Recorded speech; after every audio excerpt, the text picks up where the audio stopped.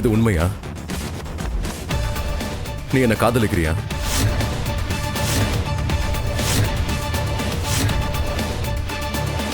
இல்ல. ஆமா.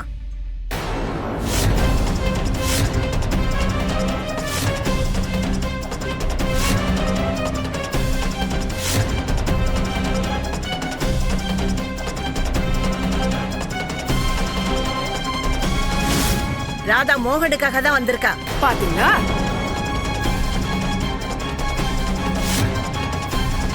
ராதா மட்டும் இல்ல, நாங்க எல்லாருமே மோகனுக்காக தான் வந்தோம்.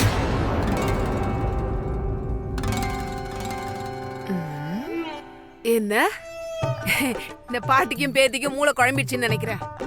ரெண்டு பேரும் ஒரே பையனுக்கு வலை வீசுறாங்க. இந்த வயசுல இது தேவையான யோசிச்சு பாருங்களேன். அண்ணி, என்ன பேசுறீங்கன்னு புரிஞ்சுதான் பேசுறீங்களா? உண்மையதான் சொல்றாங்க. இது பிருந்தாவன், கிருஷ்ணனோட ஊர். இது யாரா இருந்தாலும் அவரை பார்க்க தான் இங்க வருவாங்க. நாங்களும் அவரை பார்க்க தான் இங்க வந்திருக்கோம். கிருஷ்ண பரமாத்மாவானாலும் சரி, கண்ணன் சொன்னாலும் சரி, இல்ல மோகன், எல்லாமே ஒண்ணுதான்.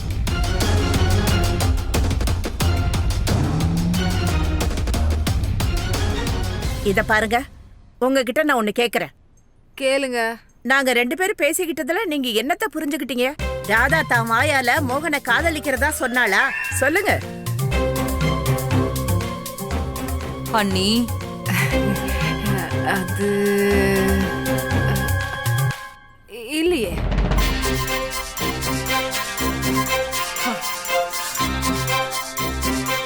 ஒரு வயசு பொண்ணு மேல இவ்வளவு பெரிய பழிய சுமத்துறதுக்கு முன்னாடி கொஞ்சமாவது யோசிக்கணும்ல. ஒரு விஷயத்த உங்க எல்லாருக்கும் நான் சொல்லிக்கிறேன். ராதா, சொல்லு, மோகனை நீ காதலிக்கிறியா? இல்ல.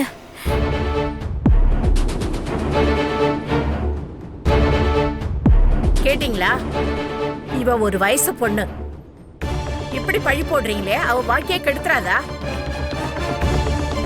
போதும், நல்லா அவமானப்படுத்திட்டீங்க. இனி ஒரு நிமிஷம் கூட இங்க இருக்க மாட்டோம். இந்த நிமிஷமே நாங்க இங்க இருந்து கிளம்புறோம். வராதா? பாட்டி, ஒரு நிமிஷம். அத்தை, அவங்க கிட்ட மன்னிப்பு கேளுங்க.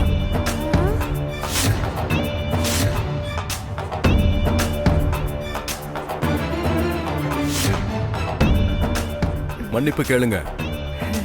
நீ சொல்றதுனால மன்னிப்பு கேக்குறேன்.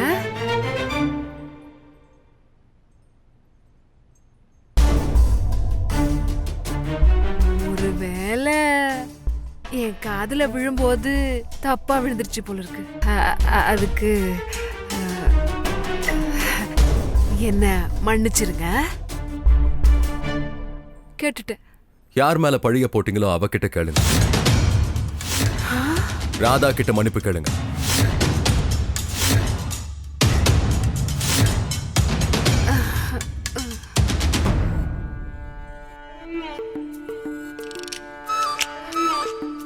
அம்மாடி, நான் வயசானவ, தப்பு பண்ணிட்டேன், தெரியாம நடந்துருச்சு, என்ன மன்னிச்சிருமா. வேணும்னா உன் கால்ல கூட விழ தயாரா இருக்கேன். வேணாம்மா, இங்க பாருங்கம்மா, நீங்க எனக்கு பாவம் சேர்க்காதீங்க. அப்படியெல்லாம் சொல்லாதீங்க. அதுவும் இவ்ளோ சின்ன விஷயத்துக்கு நாங்க வீட்டை விட்டு போவோமா? சரிதானே பாட்டி? அப்புறம் நாங்க இங்க மோகன் ஐயா கல்யாணத்தை பார்க்க வந்தோம். அவரோட கல்யாணத்தை பார்த்துட்டு தான் போவோம்.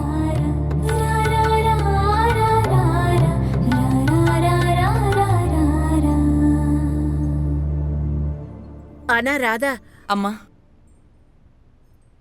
எங்களை மன்னிச்சிருங்கம்மா. ராதாவை நீங்க இப்ப இங்க இருந்து கூட்டிட்டு போனீங்கன்னா எங்க மேல கோச்சுக்கிட்டு தான் நீங்க கிளம்பிட்டீங்கன்னு வருத்தப்படுவோம். விடுங்க, இருந்துட்டு போகட்டும். கல்யாணம் வரைக்கும் தானம்மா.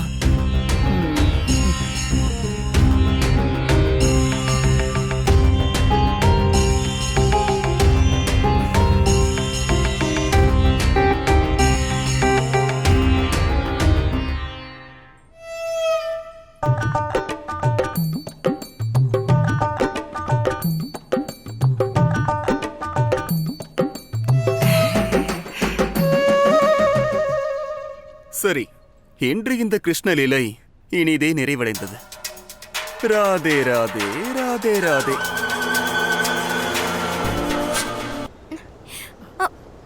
பாட்டி பாட்டி பொறுமையா, என்னால வேகமா நடக்க முடியாது. முதல்ல வா என் கூட. போய் ஏன் பாட்டி போய் சொன்னீங்க? உண்மையே சொல்லிருக்கலாமே. என்ன உண்மை? நீ மோகனுக்காக வந்தேங்கிறதா? ஆமா. அட கிருஷ்ண பரமாத்மா, இந்த பொண்ணு ஏன் தான் இப்படி எல்லாம் பேசுதோ? நீ மோகனுக்காக இங்க வந்திருக்கேங்கிற விஷயம் உங்களுக்கு தெரிஞ்சதுன்னா நீ மோகனை காதலிக்கிறேன்னு நினைப்பாங்க. போதும், நிறுத்துங்க பாட்டி. என்ன எப்ப பார்த்தாலும் காதல் காதல்னு சொல்றீங்க? அவர் இன்னொருத்தியோட புருஷனாக போறவரு, ஒரு பொண்ணுக்கு அப்பா. அதுவும் என் மனசுல நான் அவரை எவ்வளவு உயரத்துல வச்சிருக்கேன். அவரு தெய்வமா நினைச்சிட்டு இருக்கேன். என்னோட பக்தியை ஏன் நீங்க காதல்னு சொல்றீங்க? மோகனையா எனக்கு கிருஷ்ணர் மாதிரி தான். கம்மியும் இல்ல, அதிகமாகவும் இல்ல. எப்படி கடவுள் தன்னோட பக்தருக்கு கெட்ட நேரத்துல உதவி செய்வாரோ அதே மாதிரிதான் அம்மா இறந்ததுக்கு அப்புறம் அவர் கொடுத்த பகவத்கீதை எனக்கு துணையா இருந்துச்சு. எனக்கு வாழ்க்கையில ஒரு பிடிப்பு கொடுத்தது. அம்மா இறந்து போனதுக்கு அப்புறம் அப்பா ஒரு தனி மரம் ஆயிட்டாரு. நீங்க அவருக்கு ஆறுதல் சொன்னீங்க. ஆனா உடைஞ்சு போய் அழுதுட்டு இருந்த என்னோட கண்ணீரை மோகன் ஐயா தான் தொடச்சு விட்டாரு. அவரும் அவரோட அம்மாவை இழந்துட்டாரு. அதனாலதான் ஏன் வலி அவருக்கு புரிஞ்சிருக்கும் போல. பாருங்க பாட்டி, வலியில ஏற்படுற உறவு சந்தோஷத்துல ஏற்பட்டதை விட ஆழமானது. அதனால தானே என்னமோ எல்லாருக்கும் அவர் முகத்துல இருந்த சிரிப்பு தெரிஞ்சப்ப எனக்கு மட்டும் அந்த சிரிப்புக்கு பின்னாடி இருந்த சோகம் தெரிஞ்சது. நீங்க ஒரு விஷயத்த புரிஞ்சுக்கோங்க பாட்டி, அவருக்கு நான் நன்றி கடன் பட்டிருக்கேன். அதுக்காக தான் இங்க வந்திருக்கேன். அப்புறம் பாட்டி, கங்கையை கடக்க ராமருக்கு எப்படி கேவத்து உதவுனாரோ அந்த மாதிரி மோகனையாவுக்கு ஏதாவது செய்ய எனக்கு வாய்ப்பு கிடைச்சிருக்கு. ஒருவேளை இந்த பக்தை எந்த விதத்திலயும் கடவுளுக்கு பிரயோஜனமா இல்லைன்னா என் வாழ்க்கைக்கு அர்த்தம் இல்லாம போயிடும். நீ எவ்வளவுதான் பேசினாலும் இந்த உலகம் நம்பாது. அவ்வளவு ஏன் மோகனே நம்ப மாட்டான். அதுக்காக நான் பொய் சொல்லணும்னு சொல்றீங்களா பாட்டி? இங்க பாரு ராதா, என் மேல ஜெய கிருஷ்ண கோவிந்த ஹரே முராரே ஹே நாச்ச நாராயணா. என் மேல சத்தியம், நீ இங்க மோகனுக்காக தான் வந்திருக்கேங்கிறது வேற யாருக்கும் தெரியக்கூடாது. பாட்டி, சத்தியம் பண்ணிருக்க. உன் மனசுல என்ன இருக்குன்னு யாருக்கும் சொல்லக்கூடாது. நீ சொன்னேன்னா நான் உடனே செத்துருவேன். ஐயோ பாட்டி, அப்படியெல்லாம் பேசாதீங்க. நான் யார்கிட்டயும் எதுவும் சொல்லல.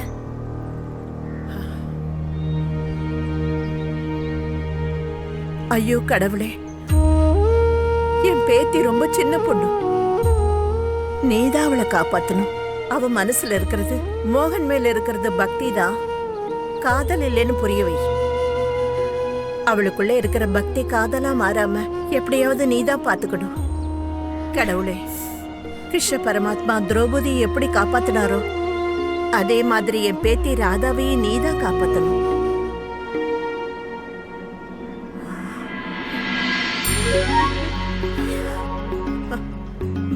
உங்க மனசுல பயம் கவலை ரெண்டுமே நிறைய இருக்கு போல.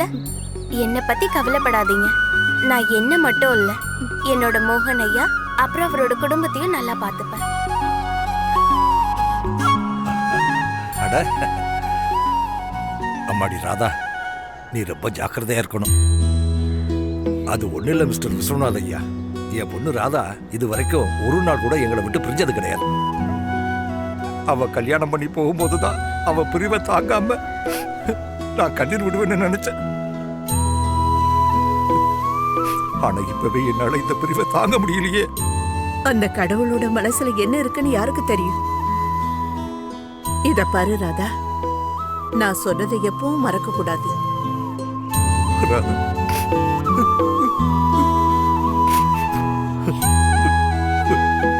வாமா, போலாம். வர்றங்க. ராதா,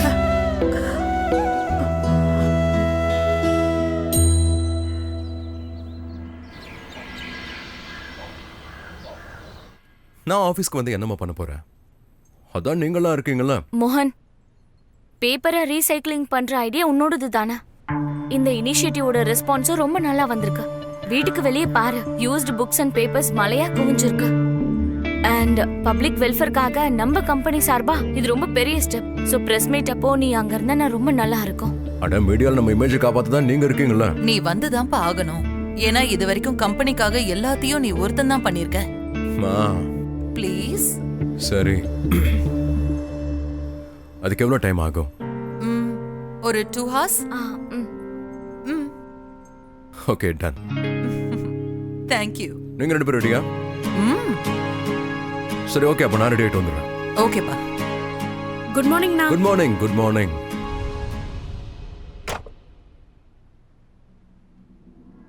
நம்பிக்கையை பொறுத்த வரைக்கும் அது உனக்கு இருக்கு, எனக்கு இல்ல. என்னோட மொத்த வாழ்க்கையை உங்களை தான் சார்ந்திருக்கு கிருஷ்ணா. ஆனா மோகன் ஐயா உங்களையே அவர் வாழ்க்கையில இருந்து தள்ளி வச்சுட்டாரு. நீங்க தானே சொல்லியிருக்கீங்க, நாஸ்தி புத்திர் அயுத்யஸ்ய நச்ச யுக்தஸ்ய பாவனா நச்ச பாவயத சாந்தி அசாந்தஸ்ய குதஹ சுகம். வாழ்க்கையில யாருக்கு நம்பிக்கை இல்லையோ அவங்களுக்கு நிம்மதியும் சுகமும் கண்டிப்பா இருக்காது. அதனால முதல் வேலையா நான் மோகன் ஐயாவை உங்களை சந்திக்க வைக்கணும். அவர் மனசுல நம்பிக்கைய வர வைக்கணும். உங்களையும் மோகன் ஐயாவையும் சந்திக்க வைக்கிறேன். அது இங்க பாருங்க கிருஷ்ணா, இந்த விஷயத்துல நீங்க தான் எனக்கு துணையா இருக்கணும். இந்த முடிச்சு உங்களுக்கு ஞாபகப்படுத்தும். மறுபடியும் மோகன் ஐயாக்கு உங்க மேல நம்பிக்கை வர வைக்கணும். அப்புறம் அது மட்டும் இல்லாம மோகன் ஐயாவுக்கும் குஷிக்கும் நடுவுல மறுபடியும் பாசத்தை கொண்டு வரணும். அப்புறம் இந்த முடிச்சு இந்த வீட்டை விட்டு போகும்போது இந்த வீட்டுல சந்தோஷம் நிம்மதி விருந்தாளி மாதிரி இல்ல, நிரந்தரமா இருக்கணும்.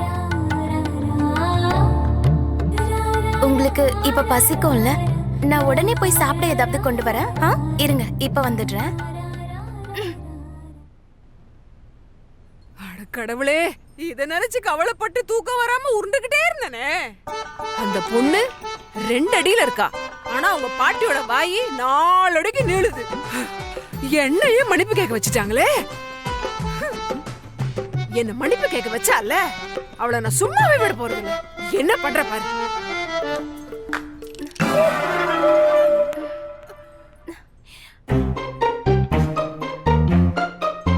இந்த 2 அடி எங்க போகுது?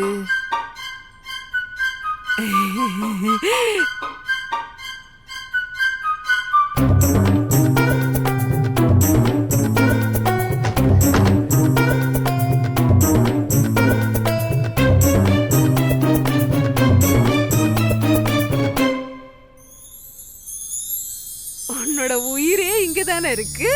நான் உன்னோட உயிரை எடுக்க போறேனே.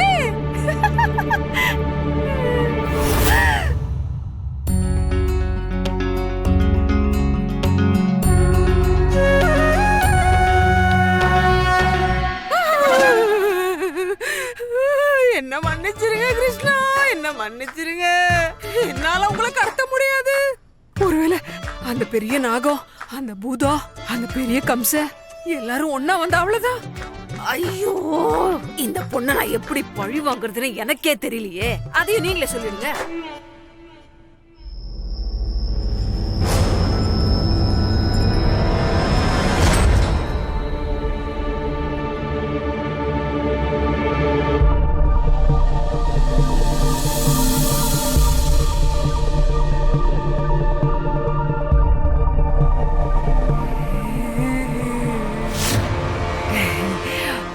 கிருஷ்ணனை தானே என்னால தூக்க முடியாது, ஆனா என்னால இத தூக்கிட்டு போக முடியுமே. இத விட சூப்பரான துணியில உன்னை நான் மூடி வைக்கிறேன் ராதா. இப்ப நான் என்ன பண்றேன் மட்டும் பாரு.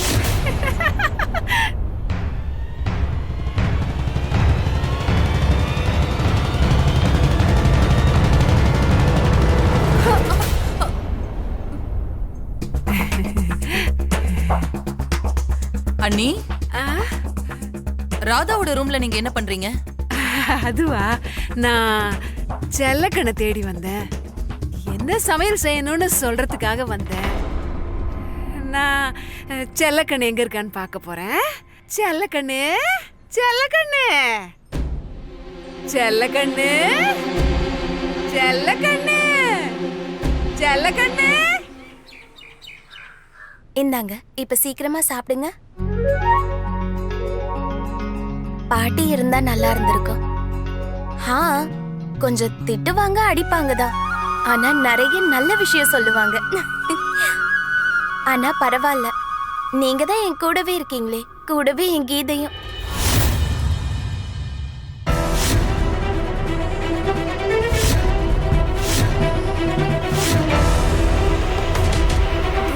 கீதை எங்க போச்சு? இங்க தானே வச்சிருந்தா.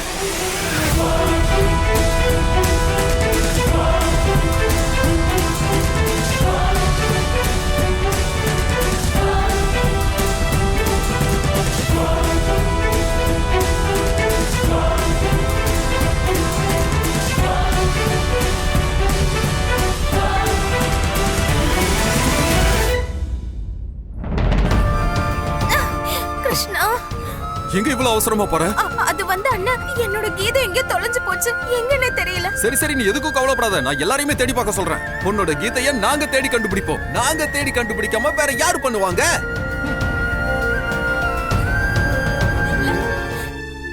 ஐயோ கிருஷ்ணா, என்னோட கீதை எங்க போச்சு?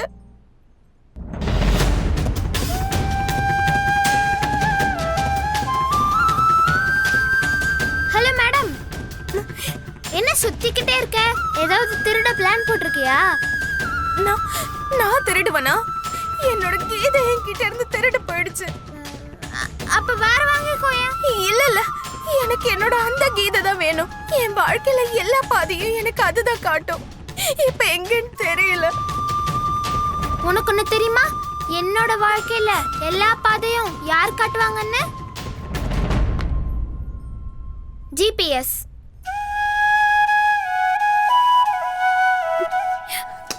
குஷி, தயவு செஞ்ச உண்மையை சொல்லு. நீ எதுவும் பண்ணல. என்னோட வீட்டுக்கு துரத்த. தயவு செஞ்ச உன்னை கெஞ்ச கேக்குறேன். நீ என்ன சொன்னாலும் நான் செய்யறேன். எடுத்திருந்தா கொடுத்துரு. அது கூட உனக்கு பத்தலனா இங்க பாரு, என்னோட முடிய கூட வெட்டி எடுத்துக்கோ. சில் ப்ரோ, நான் இவ்ளோ ஸ்டூபிட் பிராங்க் பண்ண மாட்டேன். நான் உன்னுடைய புக்கை எடுக்கவே இல்லை.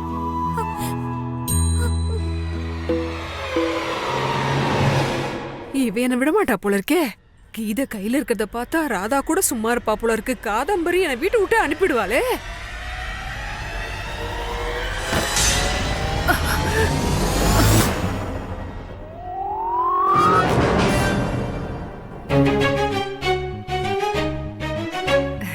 என்ன பண்றீங்க? நான் வந்து அது வந்து வெயிலுக்காக வந்தேன்ப்பா. விட்டமின் டி வாங்கலான்னு வெளியில வந்தேன். 150 ரூபாய் கிடைக்கும் பாட்டில், அதுவும் இதை விட அதிகமா. அதை சாப்பிடுங்க. நீ சொல்லிட்டல, நான் அதையே சாப்பிட்டுக்கிறேன். தாமினி, நான் கார் கிட்ட தான் வெயிட் பண்ணிக்கிட்டு இருக்கேன். நீ எங்க போன?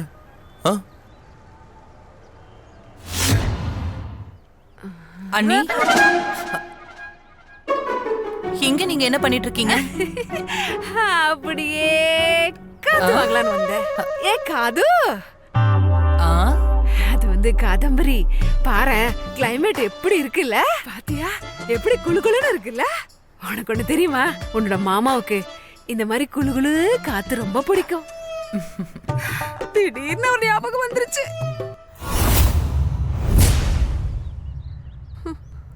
வெயில் கொளுத்துது, எங்க இருந்து காத்து வருது? உங்களுக்கு நெத்தியெல்லாம் கூட வேர்த்து இருக்கு. அண்ணி, உள்ள போறீங்களா? இந்த வெயில்ல நீங்க கருத்துட்டீங்கன்னா மாமாவோட ஆன்மா வந்தா உங்களை கண்டுபிடிக்க முடியாது. வாங்க உள்ள போலாம். வாங்க. காத்து வாங்கிட்டு. அட வாங்க அண்ணி, வாங்க.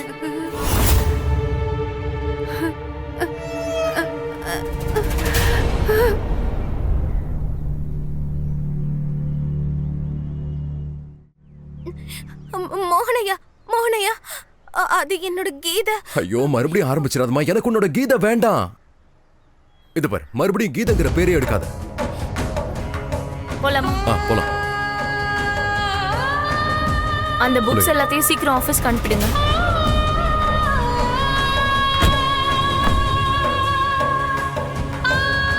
ஐயோ கிருஷ்ணா, இங்க பாருங்க, என்னோட கீதை மட்டும் எனக்கு திரும்ப கிடைக்கலன்னா நான் உங்ககிட்ட பேசவே மாட்டேன்.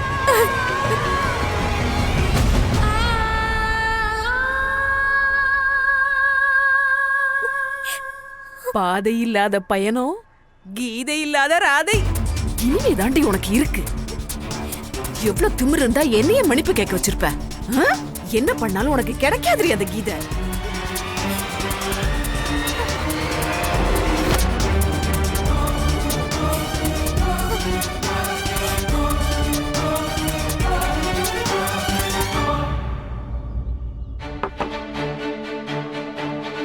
இங்க பாருங்க கிருஷ்ணா, நான் சொல்றத நல்லா கேட்டுக்கோங்க. உங்க மேல நான் எவ்வளவு அன்பு வச்சிருக்கனோ அதே அளவுக்கு அன்பு என் கீதை மேலயும் இருக்கு. அது ஏன் பகவத்கீதை. நீங்க என்னோட பகவத்கீதை எனக்கு திரும்ப தரலனா அப்புறம் உங்ககிட்ட நான் பேசவே மாட்டேன். அப்புறம் நீங்க என்ன பார்க்கவே முடியாது. அம்மா இங்க பாருங்க. என்னாச்சு இவளுக்கு? அவளோட பகவத்கீதை தொலைஞ்சிருச்சா? என்னது? அப்புறம் இன்னொரு விஷயமும் சொல்ற கேட்டுக்கோங்க. என்னோட கீதை என் கைக்கு திரும்ப கிடைக்கிற வரைக்கும் நான் ஒரு வாய் கூட சாப்பிட மாட்டேன். ஒரு சொட்டு தண்ணி கூட குடிக்க மாட்டேன்.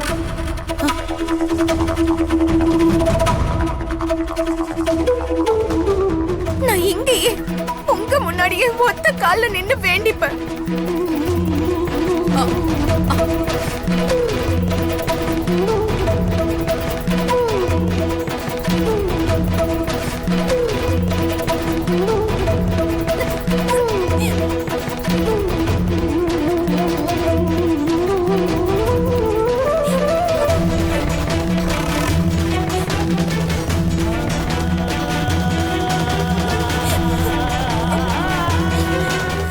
ஏமா ராதா, இந்த மாதிரிலாம் பண்ணாதம்மா.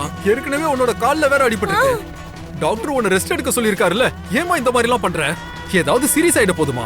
பரவாயில்ல, இருக்கட்டும்னா. அவருக்கு தெரியணும்ல என்னோட கீதை எனக்கு எவ்வளவு முக்கியம்னு.